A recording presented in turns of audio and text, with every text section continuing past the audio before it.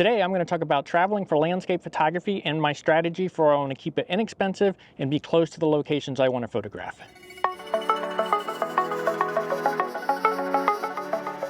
Okay, so here I am in Death Valley, and I had to fly here from Ohio, and that brings certain travel complications. I'm not able to bring my normal full suite of things that I would have in my 4Runner when I'm camping out.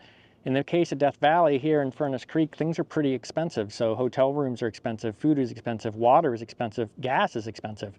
So there's a couple things I do to try to minimize the expense and be strategic, because what I'm here to do is photograph, and I want to be close to the places I like to photograph. So I sort of do this fly in and be prepared to camp or sleep in the car setup like this. So what I'm going to do today is I'm going to go over the 3 bags I bring. So I'm going to talk a little bit about what I put in them, and it's just sort of my whole setup. Now this is sort of a high level overview. I'm not going to do an in-depth dive into my camera bag. I'll hit on some of the gear I use. Similar for the clothing bag and the gear bag. I'll hit some of the high points, but if you want to see specifics on clothing and things like that, I've done like cold weather photography, which sort of is my approach to all clothing for trips, lots of layers, keeps me prepared. So let's dive into the bags.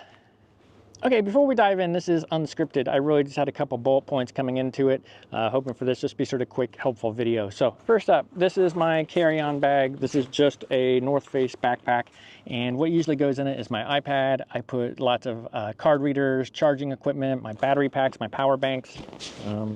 Get power banks in here like this. Helps keep my devices charged while I'm essentially sleeping in a car. It's a little bit oversized. It lets me sort of flex things in and out. So if things aren't quite fitting well in the camera bag, I can put them in here. This particular trip, I tried to keep the load down in the big duffel. And so I actually put a full set of clothes in here in a compression sack. We'll take a look at those when we get to the big bag. But essentially, this is the bag that goes under the seat in the airplane, has my entertainment, power banks, snacks. And like I said, any kind of overflow I can get in here as long as it can fit underneath the seat in the airplane. So this is bag number 1, my personal carry-on. Okay, so next up we've got the camera bag. That's right here.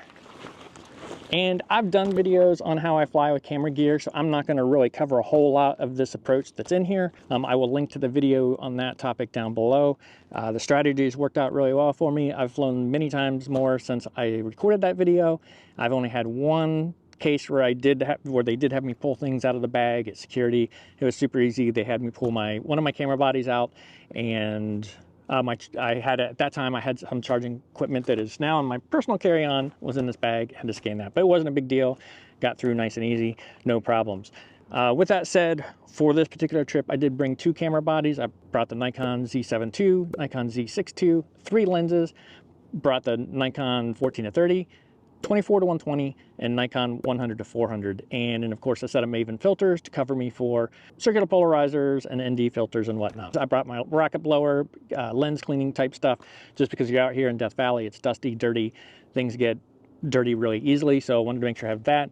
And then I bring a lot of extra batteries. I have the 2 in the camera, plus I think another 4 spare batteries. And the main reason I do that is because you never know how long I'm going to be away from power. So because of that, I want to make sure I have plenty of batteries to keep my cameras going. I shoot a 128 gig card in my main camera, 64 gig card in my secondary camera, and I bring a spare set of 64 gig cards in case I go over. But this bag comes with me on the airplane, goes in the overhead bins. I've never had any trouble getting them in the overhead bins. I do try to get early check-in, things like that, just so I can be on the plane early so I can find a spot in the overhead storage, but I've never had any problem with that so far. But like I said, I have lots of tips and tricks around that video on how to fly with camera gear.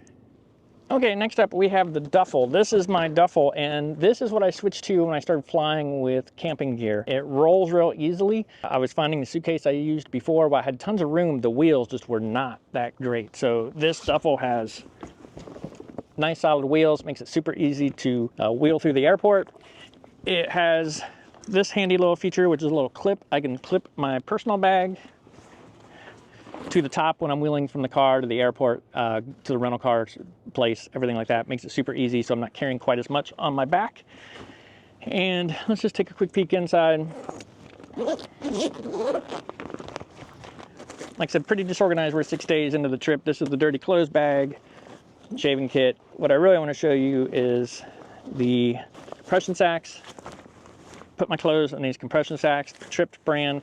I'll link to them down below. But I pack up my clothes in here and try to compress them down to save some space. I stash my windbreaker in there for rain and things like that. It's somewhere up in the car, but that would go in this bag.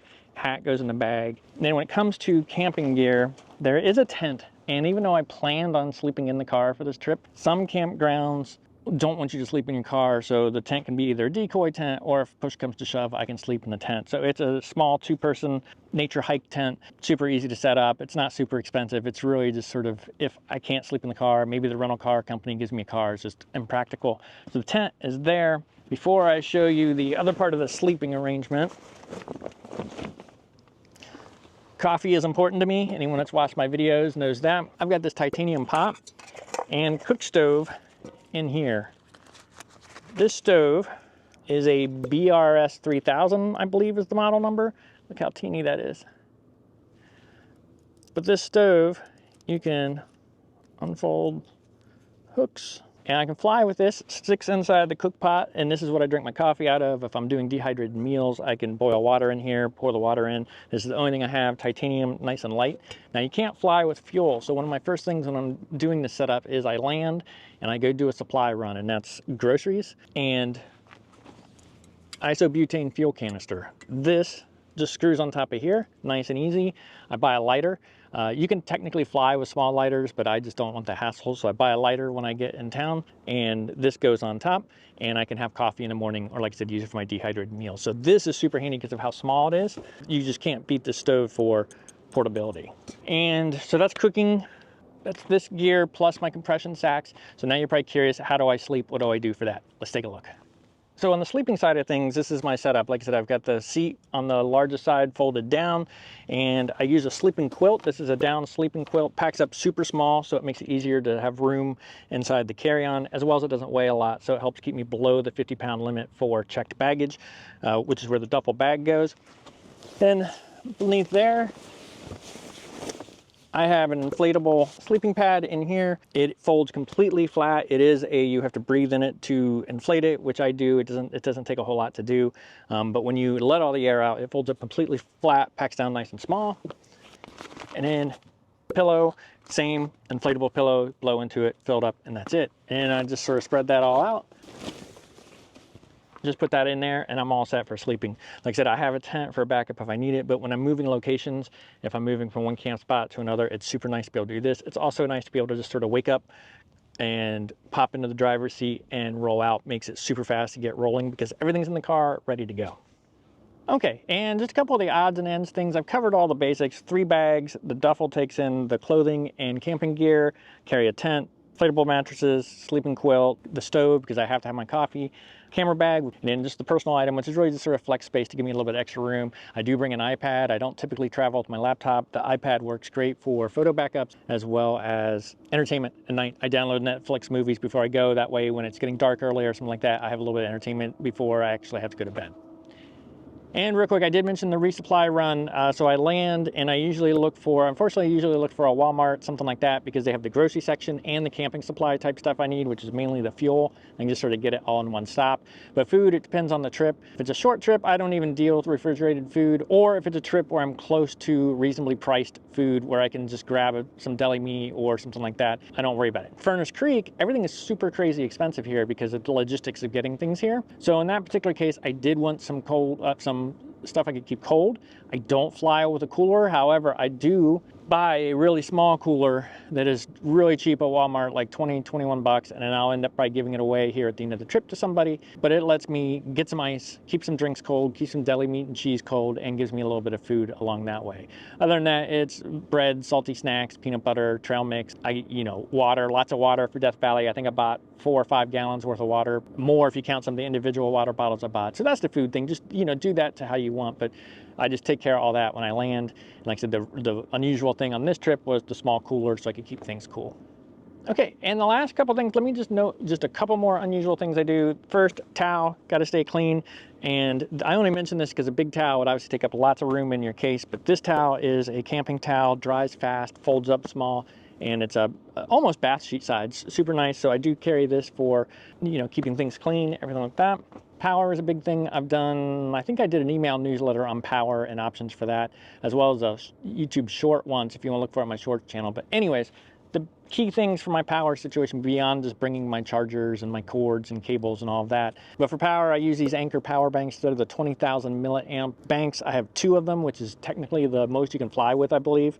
They last for a reasonable amount of time. They have a USB-C charging, they have USB-A charging, so I can keep my devices charged. And my key is to keep these charged because this is what charges the rest of my devices. So I have 2 of these, and everything I bring as far as the charging, I make sure it can fit into this without having a wall wart plug or anything like that. So that's the power banks. Bring 2. Now, I did also bring my Big Blue 28-watt solar charger, and what this is a collapsible solar panel, reasonably small, can do 28 watts. I've used this in the desert in the past to charge my power bank. This is for when I'm staying at a campsite that has no power, no electric, or anything like that. This can charge my power banks, and this is the key. I charge my power banks, keep them charged. This charges my other devices.